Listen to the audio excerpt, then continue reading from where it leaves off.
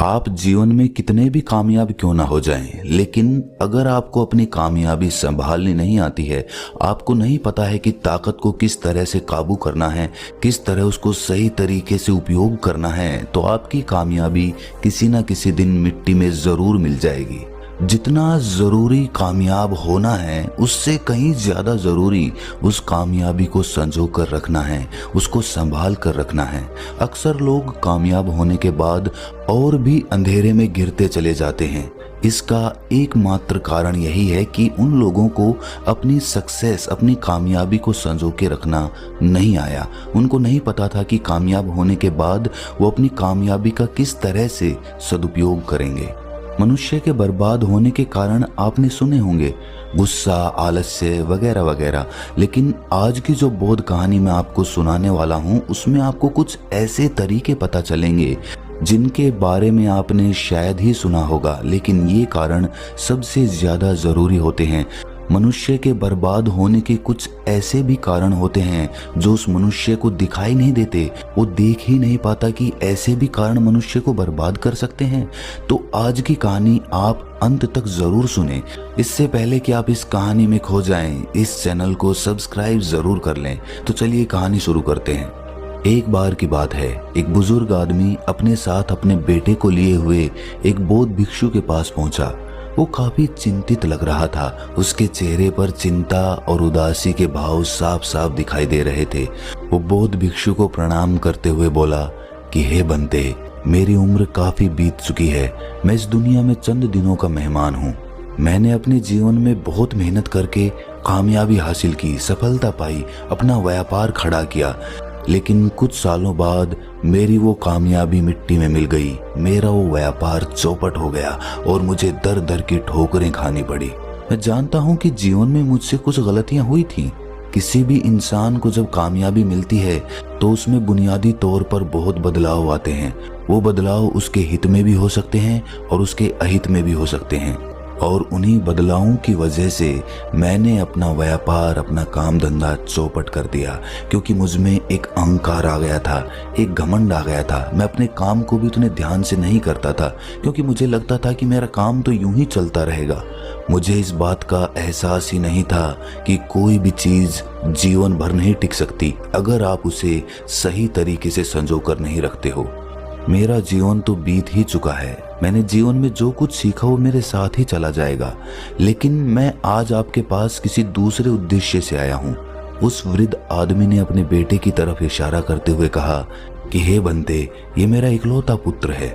मैं इसे समझा समझा कर थक चुका हूँ कि बिना मेहनत के जीवन में कुछ भी हासिल नहीं होता है, और कामयाब होने के बाद उस सफलता को संजो के रखना भी एक बहुत महत्वपूर्ण हिस्सा होता है।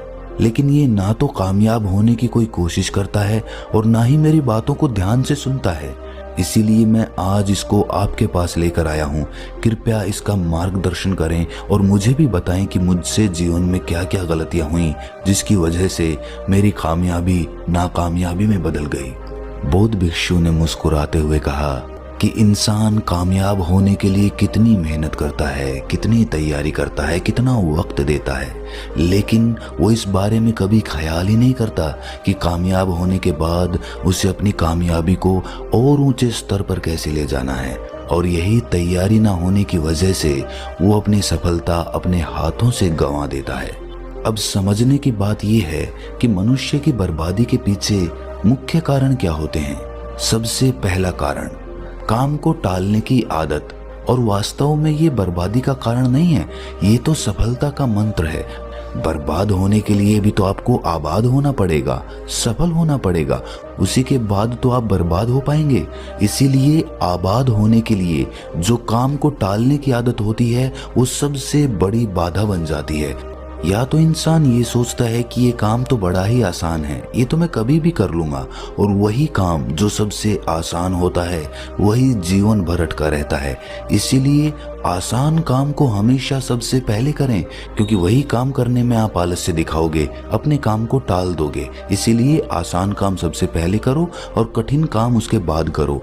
और दूसरे प्रकार के इंसानों को लगता है कि हम तो जीवन भर जीते रहेंगे, हमारी उम्र तो बहुत लंबी है, हम तो कभी भी ये काम कर लेंगे।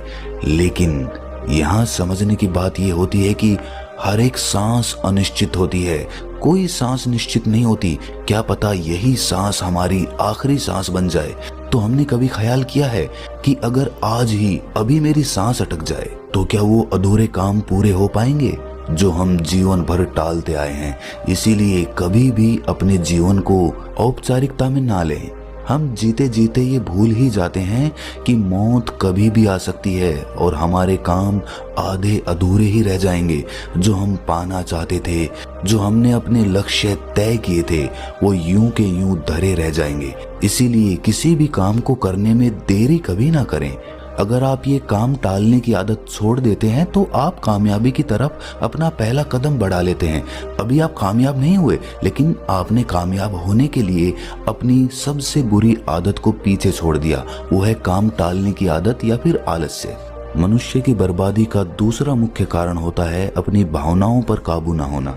अक्सर इंसान का अपनी भावनाओं पर काबू ही नहीं रहता है। वो कभी बहुत ज्यादा दुखी हो जाता है तो कभी बहुत ज्यादा गुस्से में भर जाता है और यही भावनाएं उसे जीवन के अंधकार में धकेल देती हैं। भावनात्मक होना अच्छी बात है, लेकिन भावनाओं में बह जाना आपको बर्बादी की तरफ ले जाता है। आपसे किसी ने कुछ कहा और आप तुरंत गुस्से में भर गए और आपने उस गुस्से में ऐसा कदम उठा लिया जो आप कभी भी उठाना ही नहीं चाहते थे। ये सिर्फ आपकी भावनाओं की वजह से हुआ है, आपकी वजह से नहीं हुआ। आप गुस्से में थे, वो गुस्सा आपकी भावना बनकर आपके ऊपर हावी हो गया और उसने आपसे ऐसा काम करवा दिया जो आप कभी करना ही नहीं चाहते थे। इसीलिए खुशी में भी अपनी भावनाओं को काबू में रखना चाहिए। जब हमें कुछ मिलता है तो हम बहुत ज्यादा उत्तेजित हो जाते हैं। हम सबको चीख चीख कर बताते हैं कि हमने ये हासिल कर लिया, वो हासिल कर लिया, लेकिन बाद में वो खो जाने के बाद वही लोग हमारा मजाक उड़ाने लगते हैं। इसीलिए अपनी खुशी को भी बहुत ज्यादा उत्तेजित होकर दूसरों को बताने की आवश्यकता नहीं है। आप अपना काम करते रहिए, अपनी भावनाओं को काबू में रखिए। मनुष्य की बर्बादी का तीसरा मुख्य कारण होता है दूसरों को खुश करने की आदत। कुछ लोग समाज में ऐसे निर्मल हृदय होते हैं जो दूसरों को सुख पहुंचाना चाहते हैं, खुशी पहुंचाना चाहते हैं, लेकिन अगर ये दूसरों को खुशी पहुंचाने की भावना आपके ऊपर हावी हो गई तो आप दूसरों को खुश करने के लिए ही जीने लगेंगे। अब आप सोच रहे होंगे कि ये दूसरों को खुश करना तो अच्छी बात है, ये बर्बादी का कारण कैसे हो सकता है? तो जरा सोचिए, आप अपने मित्र के पास उससे मिलने के लिए पहुंचे, उसने आपको धूम्रपान या मदिरापान करने के लिए कहा। आपने सिर्फ अपनी दोस्ती की वजह से अपने दोस्त को खुश करने के लिए ही वो मदिरापान कर ली और उसके बाद नुकसान किसको भुगतना पड़ा? आपको, आपके शरीर को। इसीलिए दूसरों को खुश करने की कोई आवश्यकता नहीं है। जहां पर हम खुद को हानि पहुंचाकर दूसरों को खुशी देते हैं, दूसरों को सुख देते हैं, तो हम अपने ऊपर अत्याचार कर रहे होते हैं, अपने साथ विश्वासघात कर रहे होते हैं। और ऐसे लोगों का मन कभी शांत नहीं हो सकता, क्योंकि उसके मन की खुशी, उसके मन का सुकून दूसरे की खुशी से जुड़ा हुआ है। अगर दूसरा खुश होगा तो मैं खुश होऊंगा। ऐसे में दूसरा आदमी बड़ी ही आसानी के साथ उसका दिल भी दुखा सकता है। इंसान की बर्बादी का चौथा मुख्य कारण होता है अहंकार। लेकिन चिंता मत करिए, कामयाब होने से पहले आप में अहंकार नहीं आ सकता। अगर कामयाब होने के पहले आप में अहंकार है तो आप कामयाब नहीं हो पाएंगे। लेकिन अहंकार मुख्य रूप से आपको कामयाब होने के बाद जकड़ता है। आपके अंदर इस बात का घमंड अंदरूनी रूप से प्रवेश कर जाता है कि मैंने जो हासिल किया है वो समाज में किसी ने नहीं किया, दुनिया में किसी ने नहीं किया, और यही अहंकार हमारी बर्बादी का कारण बनने लग जाता है। याद रखना, दुनिया में कुछ भी खोने या पाने जैसा नहीं होता है, इसलिए अहंकार की कोई बात ही नहीं है। सब कुछ पीछे छूट जाएगा।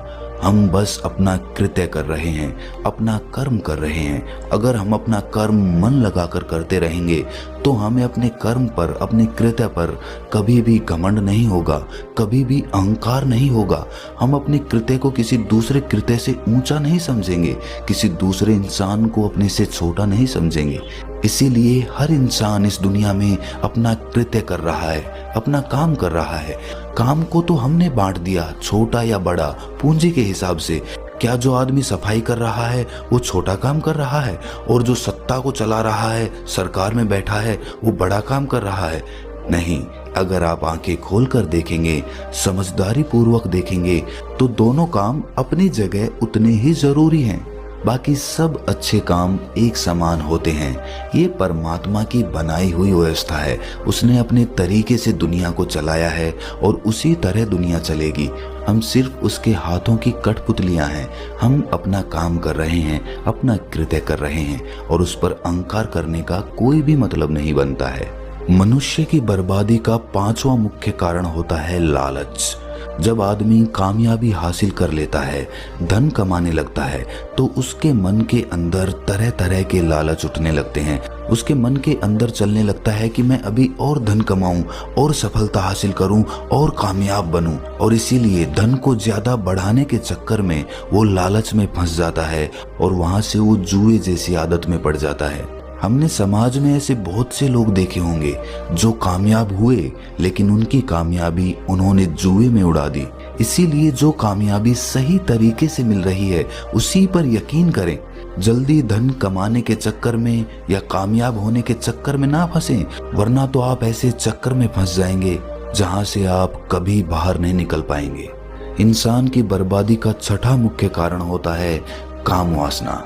काम वासना से ग्रस्त आदमी ना तो अपना काम तरीके से कर पाएगा, पूरे ध्यान से कर पाएगा, और दूसरी बात, उसके घर में हमेशा अशांति बनी रहेगी। जब उसकी पत्नी को पता चलेगा कि उसका पति काम वासना का शिकार है, वो दूसरी औरतों के पास जाता है, तो जाहिर सी बात है उसके घर में लड़ाई झगड़े होंगे ही। जब आप कामयाब होते हैं तो तरह तरह के लोग आपसे जुड़ने लगते हैं, तरह तरह के लोग आपसे संबंध बनाना चाहते हैं, और अगर आप काम वासना के शिकार हैं तो आप ऐसे संबंधों में फंस जाएंगे जहां से बाहर निकलना लगभग नामुमकिन सा हो जाएगा। आपके जीवन का सुख, चैन और शांति कहीं खो जाएगी, कहीं मिट जाएगी, और आपके मन के अंदर एक तनाव बना रहेगा। हमने कितने ही समाज में ऐसे कामयाब लोग देखे हैं जो काम वासना का शिकार होके अपने घर की सुख शांति गंवा बैठे। अपनी बातें खत्म करने के बाद बौद्ध भिक्षु ने उस वृद्ध आदमी के बेटे को कहा कि देखो बेटा, तुम अभी कामयाबी के रास्ते पे चल रहे हो, तो सबसे पहली बात तुम्हें ये याद रखनी है कि तुम्हें अपने काम को कल पर नहीं टालना है। बाकी चीजें बाद में आएंगी जब तुम कामयाब हो जाओगे, लेकिन सबसे पहला, सबसे जरूरी कदम तो यही है कि तुम पहले कामयाब बनो, और कामयाब होने के बाद इन 6 बातों का ध्यान रखना, तो जीवन में तुम कभी भी निराश या दुखी नहीं रहोगे और एक अच्छा जीवन व्यतीत करोगे। श्रोताओं, हमारा काम है आपको एक रास्ता दिखाना, एक पथ दिखाना, लेकिन चलना तो आपको ही पड़ेगा, उन पे मंथन तो आपको ही करना पड़ेगा। मेरी बातों को सत्य मत मान लेना, खुद उन पे मंथन करना, खुद उन पे सोचना कि क्या मैंने जो बताया है वो सही बताया है या फिर गलत बताया है। और जैसा भी आपको लगे आप कमेंट सेक्शन में मुझसे पूछ सकते हैं या अपने भाव बता सकते हैं। तो कैसी लगी आपको ये कहानी कमेंट सेक्शन में ज़रूर बताना, और अच्छी लगी तो इस चैनल को सब्सक्राइब ज़रूर कर लेना। तो मिलते हैं अगली किसी कहानी में, तब तक के लिए अपना ख्याल रखें।